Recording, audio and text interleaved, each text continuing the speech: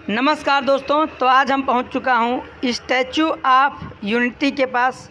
आप सामने देख सकते हैं सरदार वल्लभ भाई पटेल की प्रतिमा, जिन्हें आयरन मैन ऑफ इंडिया के नाम से भी जाना जाता है। स्टैचू ऑफ यूनिटी भारत के लौह पुरुष सरदार वल्लभ भाई पटेल की एक विशाल प्रतिमा है। यह गुजरात राज्य के नर्मदा ज़िले के केवड़िया में सरदार सरोवर डैम के पास स्थित है। यह दुनिया की सबसे ऊंची प्रतिमा है और इसी के बगल देखेंगे कि ये नर्मदा नदी जो बहती है, यहीं पर यह स्टैचू बना हुआ है। यह दुनिया की सबसे ऊंची स्टैचू है। इसकी ऊंचाई लगभग 182 मीटर यानी 597 फीट है। सरदार पटेल ने स्वतंत्रता के बाद 562 से अधिक रियासत को भारत में मिलाकर देश को एकजुट किया। इन्हीं योगदानों के सम्मान में भारत सरकार और गुजरात सरकार मिलकर इस प्रतिमा के निर्माण का निर्णय लिया। इस परियोजना की घोषणा 7 अक्टूबर 2010 को गुजरात के तत्कालीन मुख्यमंत्री नरेंद्र मोदी ने की थी। इस प्रतिमा के लिए स्टैचू ऑफ यूनिटी मूवमेंट चलाया गया, जिसमें पूरे भारत से किसानों से लौहदान यानी लोहे का संग्रह किया गया। निर्माण का कार्य लार्सन एंड ट्यूब्रो, जिसे L&T कंपनी कहा जाता है, उसे सौंपा गया। इसकी डिज़ाइन भारतीय मूर्तिकार राम वी सुतार ने बनाई। प्रतिमा का निर्माण कार्य 31 अक्टूबर 2014 को शुरू हुआ। इसे बनाने में लगभग 2,989 करोड़ रुपए का खर्च आया, यानी अप्रोक्सीमेट 3,000 करोड़ खर्च हुए। निर्माण लगभग 42 महीने यानी 3 साल 5 महीने में पूरा हुआ। प्रतिमा का उद्घाटन 31 अक्टूबर 2018 को सरदार पटेल की 143वीं जयंती पर प्रधानमंत्री नरेंद्र मोदी ने किया। इसकी ऊंचाई लगभग 182 मीटर है, यानी नीचे का स्ट्रक्चर बेस जोड़ लिया जाए, यानी जिस पर सरदार वल्लभ भाई पटेल की मूर्ति खड़ी है, उस आधार को भी अगर जोड़ लिया जाए तो टोटल जो लंबाई निकलती है कुल वो 240 मीटर है। प्रतिमा कांसे ब्रांज की बनी है। इसके अंदर वीविंग गैलरी है, जहां से लोग नर्मदा डैम और आसपास के पहाड़ी क्षेत्र को देख सकते हैं। इसे भारतीय एकता का प्रतीक माना जाता है। यह स्टैचू सरदार पटेल के योगदान को याद दिलाता है, भारत की एकता और अखंडता का संदेश देता है। यह भारत का एक प्रमुख पर्यटन स्थल बन चुका है। सरदार वल्लभ भाई पटेल को भारत का लौह पुरुष कहा जाता है। आज़ादी के बाद उन्होंने 562 से अधिक रियासतों को एक करके आधुनिक भारत का नक्शा बनाया। अगर वे ना होते तो भारत कई छोटे छोटे टुकड़ों में बटा रह जाता। इसलिए इनके सम्मान में यह दुनिया की सबसे ऊंची प्रतिमा बनाई गई। इसको बनाने में कांस ब्रॉन्ज क्लैडिंग, स्टील फ्रेम और कंक्रीट का उपयोग हुआ है।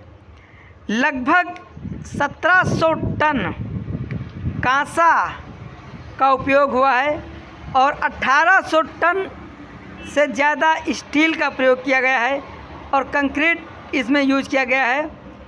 153 मीटर ऊंचाई पर 200 लोग एक साथ चढ़कर चारों तरफ देख सकते हैं, जिसे वीविंग गैलरी कहा जाता है। यहाँ से नर्मदा डैम, सतपुड़ा और विंध्याचल की पहाड़ियाँ दिखाई देती हैं, क्योंकि यह जो प्रतिमा बनी हुई है यह विंध्याचल और सतपुड़ा की पहाड़ियों के बीच में बनाया गया है और यहीं से नर्मदा नदी होकर के बहती है। उसी नर्मदा नदी के पास बीच में ही ये स्टैचू बनाई गई है, जिसे आज लोग स्टैचू ऑफ यूनिटी के नाम से पूरी दुनिया जानती है और यह दुनिया की सबसे ऊंची प्रतिमा है, क्योंकि इससे पहले चीन की भगवान बुद्ध की सबसे ऊंची प्रतिमा थी, लेकिन आज के समय सबसे ऊंची प्रतिमा सरदार वल्लभ भाई पटेल की है, जिन्हें केवल भारतीय नहीं पूरी दुनिया लौह आयरन मैन ऑफ इंडिया के नाम से जानता है। प्रतिदिन सुबह 8 बजे से लेकर शाम 6 बजे तक खुला रहता है। केवल सोमवार के दिन अवकाश रहता है। प्रति व्यक्ति टिकट का मूल्य 150 रुपये है। छोटे बच्चों का 90 रुपये टिकट है, यानी जो 3 साल से ऊपर हैं उनका 90 रुपये टिकट लगेगा और ये टिकट केवल परिसर में घूमने तक का ही है। यदि आप वीविंग गैलरी का टिकट लेना चाहते हैं तो आपको 380 रुपये पे करने पड़ेंगे तथा बच्चे का 230 रुपये लगेगा। 3 साल से छोटे बच्चे का टिकट फ्री है।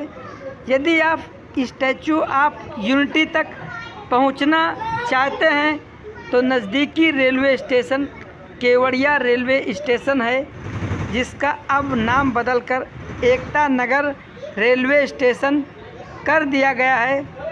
बड़ोदरा, भरूच, अंकलेश्वर से भी आसानी से पहुंचा जा सकता है। यदि आप हवाई मार्ग से जाना चाहते हैं तो बड़ोदरा एयरपोर्ट नज़दीकी एयरपोर्ट है, जो कि स्टैचू ऑफ यूनिटी से लगभग 90 किलोमीटर की दूरी पर बना है। स्टैचू ऑफ यूनिटी के पास कई आकर्षण भी बने हुए हैं, जैसे वैली ऑफ फ्लावर यानी फूलों की घाटी, Sardar Sarovar dam, jungle safari, cactus garden, butterfly garden, children's nutrition park, Ekta cruise ride. इसके अंदर जो नर्मदा नदी बनी हुई है उसके अंदर क्रूज चलती है, जिसे एकता क्रूज राइड कहते हैं। आप उसका भी आनंद ले सकते हैं। Laser light and show sound जो रात को प्रतिमा पर डाली जाती है, इसका भी आप यहाँ पर आकर के आनंद ले सकते हैं। यह सिर्फ एक प्रतिमा नहीं है, बल्कि भारत की एकता और शक्ति का एक प्रतीक है। देश विदेश से लाखों लोग यहाँ आते हैं। इसे इंडिया प्राइड कहा जाता है। 182 मीटर की ऊंचाई का मतलब है गुजरात की विधानसभा की 182 सीटें, जो पूरे राज्य का प्रतिनिधित्व करती हैं। सरदार पटेल को आयरन मैन ऑफ इंडिया कहा जाता, इसलिए देश भर के किसानों से लौह दान लेकर नींव का प्रयोग किया गया। प्रतिमा का 3000 से अधिक मजदूरों और 250 इंजीनियरों ने मिलकर बनाया। कांसे की परत यानी ब्रॉन्ज पैनल को चीन से बनवाकर भारत लाया गया और यहाँ जोड़ा गया। इसकी नींव इतनी मजबूत है कि यह भूकंप और तेज़ हवा यानी 60 मीटर पर सेकंड को सह सकती है, और यदि भूकंप 6 रिक्टर स्केल तक आ जाता है उसे भी यह झेलने में सक्षम है। बेसिक एंट्री टिकट म्यूजियम तथा वैली ऑफ फ्लावर को देखने के लिए है, जिसका प्राइस टिकट 150 रुपये है। उसमें आप म्यूजियम को देख सकते हैं और ये वैली ऑफ फ्लावर को। यदि आप ऊपर तक जाना चाहते हैं तो वीविंग गैलरी टिकट ऊपर जाकर नर्मदा नदी और पहाड़ों का नज़ारा के लिए है, उसका टिकट इसमें नहीं जोड़ा जाएगा, वो अलग से लेना होता है। नर्मदा के किनारे लग्जरी टेंट रुकने की व्यवस्था है। अन्य कई प्रकार के पर्यटक स्थल बनाए गए हैं, जिससे यहाँ पर आने वाले सभी पर्यटक पर आनंद ले सकें। आप भी यहाँ घूमने का प्लान बना सकते हैं, तो आप लोग भी घूमने के लिए आइए। यदि आपको वीडियो अच्छा लगे तो वीडियो को लाइक करें, कमेंट करके ज़रूर बताएं, और वीडियो को चैनल को सब्सक्राइब करें। आप सभी व्यूअर्स का धन्यवाद।